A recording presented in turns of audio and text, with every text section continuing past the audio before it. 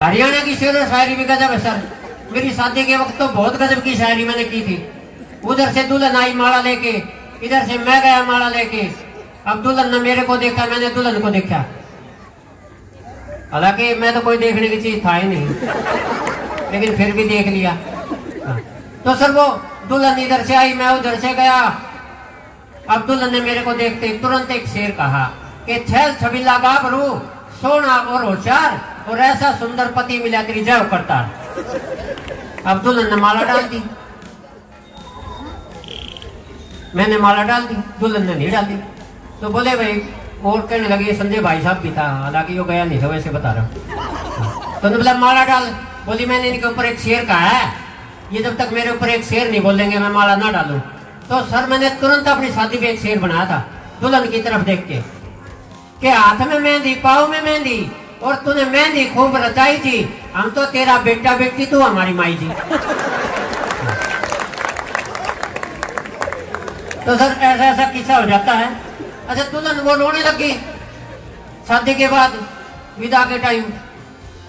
अब वो रोने लगी तो मैं भी रोने लग गया। तो बोले उनके घर वाले आप क्यों रो रहे हो? मगर ये क्यों रो रही है? बोले इसकी तो शादी हुई है। तो मेरी भी हुई है, तो मेरा भी फर्ज बनता है उनका। ने बोला ये तो अपने भाई बहन माँ बाप को छोड़ के जा रही है, इसलिए रो रही है। मगर जाके मेरे भी तो छुटवाओगी, मैं इसलिए रो रहा। प्रमोद भाई साहब के समझ में आ गई, तेरी गल भी नहीं बड़ी होगी। सर बहुत अच्छा। मैंने अपने पिताजी को कहा था कि मैं विधवा से शादी करवाऊंगा। पिताजी ने बोला तो शादी तो करवा ले, विधवा तो आप हो जाओ। सर 2-4 साल में जब वो विधवा नहीं हुई तो मेरा हाथ पकड़ के विधवा पेंशन कार्यालय में देगी। वहां जाके बोली थी मेरी विधवा पेंशन करो। अधिकारी बोले जिसका हाथ पकड़ रही है कौन है? बोले ये मेरा पति है। बोले ये जीवित रहा? बोले इतना शर्म नहीं आवे, ये तो जीवित दिखा है। एक अधिकारी के मुंह में से निकल गया, वैसे आध मरा है। बोली फिर आधी विधवा पेंशन कर दो, बाद में ये निमट लेगा जब दूध पूरी करवा दो। तो सर ये किसी को भी निपटा सकते हैं। अगर मैं तो सर एक बार चमनप्राश की कंपनी वाले मेरे घर आ गए थे, सच में आए थे। हाँ, उन्होंने कहा चमनप्राश खा के मैं ऐसा हो रहा। तो सर चमनप्राश की कंपनी वाले कहने लगे मास्टर जी चमनप्राश की ऐड कर दो, हमारा चमनप्राश खूब बिकेगा। मैंने कहा भैया मुझे करना क्या है? बोले आपको कुछ नहीं करना, हम आपका फोटो खींचेंगे और हर एक चमनप्राश के डिब्बे पे चेप देंगे और नीचे ये लिख देंगे चमनप्राश नहीं खाए तो इसे हो जाओगे। और सर कंपनी बहुत चली, उसका खूब चमनप्राश बिका।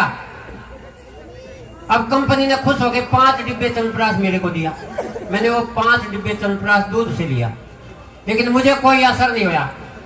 तो मैंने कंपनी को बताया कि आपके चमनप्राश से मुझे कोई असर नहीं हुआ। तो कंपनी ने 50,000 रुपए दिए। बोला ये किस बात के? बोला ये इस बात के है, किसी को भी ये मत बताना तूने हमारी कंपनी का चमनप्राश था। तो ऐसी ऐसी विडम्बनाएं मेरे साथ हो जाती हैं। आइए सर एक छोटी सी मैं आपको कविता सुनाता हूँ। अच्छा ये महिलाएं हैं सर, इनकी एक बात तो मैं जरूर बताऊंगा। हाँ, क्योंकि 2 महिलाएं बस में झगड़ा कर रही थी। एक ने बोली सीट पर मैं बैठूंगी, दूसरी ने बोली मैं बैठूंगी। तो कंडक्टर आगे ने बोला बहन जी रोड़ा के है? बोले रोड़ा यो है, सीट पर मैं बैठूंगी।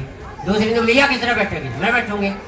कंडक्टर हाथ जोड़ के ने बोला बहन जी जो उम्र में बड़ी हो ना वह बैठ जाओ। सच में बात करता है, दोनों खड़ी चली गई, कौन से नहीं बैठे। सर आइए मैं एक कविता सुनाता हूँ, मोर। एसपी साहब आपको तो पता होगा आजकल तो सेहरे आ गए, पहले मोर होते थे और मोर बांध के शादी होती थी। आजकल सेहरे आ गए तो मैंने उस मोर पे एक कविता लिखी है। एक बार तो ये जिन्होंने पेंटिंग बनाई थी, 3 पेंटिंग हरियाणवी कल्चर को दर्शाया था, इनके लिए भी जोरदार तालियां बजा दे। तो ये हमारे वो कहाँ जा चुके सर, वो मोहन भाई। मैंने देखा ऐसी पेंटिंग देखी है कि उस कलाकृति में। मैंने कहा भाई साहब क्या पेंटिंग बनाई है, क्या जलेबी बनाई है? मेरे मुंह में पानी आ गया। तो बोला नहीं जी मैंने तो जीवन की जटिलता ही दिखाई है। तो आजकल जीवन की जटिलताओं में पेंटिंग में फर्क नहीं, लेकिन ये बहुत शानदार पेंटिंग बनाई है। इन कलाकारों के लिए भी बहुत अच्छा, हम तालियां बजा के इनको बाद में सम्मानित करेंगे। सर मैं एक कविता सुनाता हूँ, मोड़। कि मेरी जिंदगी में आज मोड़ आया था। ये बेटा बैठ जाओ, ये तारा बहुत बढ़िया था, मेरा भी तो सुन ले थोड़ा। मेरी जिंदगी में अजीब मोड़ आया था जब मेरा मामा मोड़ ले आया था। मेरी जिंदगी में अजीब मोड़ आया था जब मेरा मामा मोड़ ले आया था।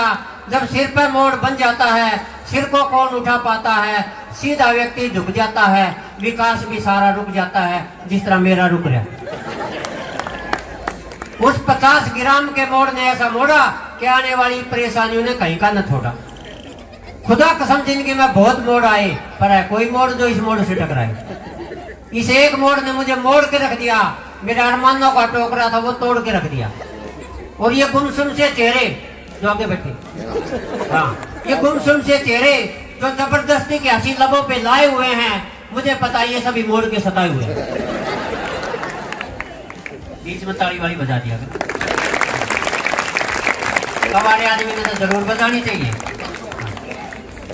ये गुमसुम से चेहरे जो जबरदस्ती के हंसी लबों पे लाए हुए हैं, मुझे पता है ये मोड़ के सताए हुए हैं। जो कवारे हैं वो मेरी बात नोट कर लें, इस मोड़ से बचने के लिए अभी से कोई वोट कर ले। फिर ना कहना कि मास्टर महेंद्र ने कोई गीत गाया नहीं था, मोड़ की परेशानियों को ओपन थिएटर में बताया नहीं था, वरना थारी जिंदगी में भी अजीब मोड़ आओगा जब थारा मामा मोड़ जाओगा। मेरी जिंदगी में अजीब मोड़ आया था जब मेरा मामा मोड़ गया था, जब मेरा मामा मोड़ गया। एक अमेरिका ने चोर पकड़ने की एक मशीन बनाई। सबसे पहले मशीन जापान में लगाई। मशीन ने एक दिन में 50 चोर पकड़े। फिर वही मशीन अफगानिस्तान में लगाई। मशीन ने एक दिन में 500 चोर पकड़े। फिर वही मशीन पाकिस्तान में लगाई। मशीन ने एक दिन में 5000 चोर पकड़े। फिर वही मशीन इंडिया में लगाई। 2 घंटे में मशीन चोरी हो गई। लेकिन अगर व्यंग को देखें आप, तो एक आदमी म्यूजियम में चला गया, तो वहाँ बहुत सा पुराना सामान रखा हुआ था। उसने पूछा भाई ये क्या है? बोले महाराणा प्रताप का भाला है। ये क्या, ये तलवार किसकी है? ये शिवाजी की तलवार है। ये ड्रेस किसकी है? बोले अकबर की ड्रेस है। फिर वहाँ एक खोपड़ी रखी हुई थी। बोले ये खोपड़ी किसकी है? बोले ये महान आदमी की है। बोले बताओ तो सही उसका नाम। बोले ये हिटलर की खोपड़ी है। बोले हिटलर की खोपड़ी? पर ये तो बहुत छोटी है। बोले ये तब की है जब वो 3 महीने का था। अब ये व्यंग है, सुबह तक भी समझ में नहीं आएगा कईयों को। तो जिनको आया वो बजा लो। हाँ अच्छा समझ। देखो यहाँ समझदार भी लोग बैठे हैं, इन समझदार लोगों के लिए भी तालियां बजाओ। तो बनवारी बोला हो फलाएंगे अफसर नू बताओ तने पिछाना क्यों कर? नू बोला रहे इस बस में लुगाइया की बस है, इसमें तू ताड़े पाड़ रहा था, इस बस में एक भी आदमी को नहीं, तू फिर भी घूंघट काट रहा। बनवारी बोले हो फलाएंगे अफसर जो ससुराल ते लिया सो खांड कसार खा लो और 10 गुना की पर्ची मन्ना काटो। देख एक पोछी थम्बे बनवारी नु बोला रहे हमने बहाना की तो फिर यात्रा कर दी, पर ये बटेव खड़े जावेंगे। मन के बेरा था रास्ते में बटेव आके बटेव खड़े पावेंगे। क्या बात? पर फलाई गाड़े अड़ गए। नु बोला रहे भाई बात सुन फलाई गाड़े, मन तो यो खाम खाम का फर्ज निभाना पड़ रहा है, सारी बेबे जापे में पड़ी है इसलिए आना पड़ रहा है। पर फलाई गाड़े अड़ गए। रोते बनवारी का 10 गुना की जड़ गई। बनवारी घर न जाके घराली आके खूब रोया। नु बोला जो मेरी गल होया वो कदे किसी की गल ना होया। घराली बोली रोवे मत ना, भीतर चाल तना अच्छी डाल समझाऊंगी। अगले साल जापे में तू पड़िए, पोची बांधड़ में जाऊंगी, पोची बांधड़ में जाऊंगी, पोची बांधड़ में जाऊंगी।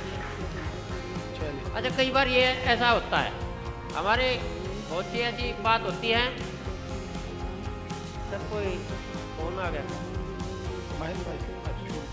चलिए एक छोटी सी कविता और सुना के मैं अपना स्थान दूंगा जी। टीम हमारे पास लंबी है। एक कविता है सर, प्रेम पत्र बनाम एप्लीकेशन, आप वो सुनिए जी। स्वागत। हाँ, एक 9वीं क्लास के छोरे ने 10वीं की छोरी तक प्रेम पत्र पकड़ा दिया। क्या बात? एक 9वीं क्लास के छोरे ने 10वीं की छोरी तक प्रेम पत्र पकड़ा दिया और छोरी ने छोरा उड़े खड़िया खड़िया थपड़ा दिया। फिर वो प्रेम पत्र और वो छोरा ले आके पीटीआई मास्टर को पकड़ा दिया। अब तो पीटीआई मास्टर को बड़ा गुस्सा आया, लड़के को जोर से धमकाया, पर जब प्रेम पत्र खोल के पड़ा तो मन मन उसकाया।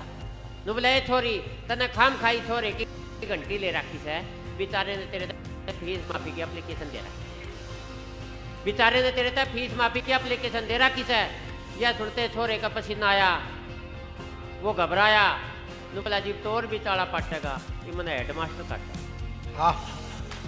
इब तो ऐसा लागे से मेरा कार्ड आ लिया, जब फीस माफी की एप्लीकेशन या ले रही है तो प्रेम पत्र हेडमास्टर तो रह जा लिया। हेडमास्टर ने भी जो मनाई कर दी, उस छोरे की घनी कुटाई कर दी। नु बोला नालायक तने खसना तो किसी और गल्ला खस लेता। स्कूल में घने मास्टर बहन जी से तू हेड मास्टर ने तो बख्श देता। यह सुन के छोरा आकड़ के खड़ा हो गया, हेड मास्टर की बैत पकड़ के खड़ा हो गया। हेड मास्टर बोला ये पकड़ा है, मेरी बैत ने पकड़ा है। छोरा दौड़ के यूं बोलिया जी मैं इस कारण आपकी बैत के चिपट रहा हूँ, प्रेम पत्थर पर तो मैंने दुनिया ही पुछती देखी।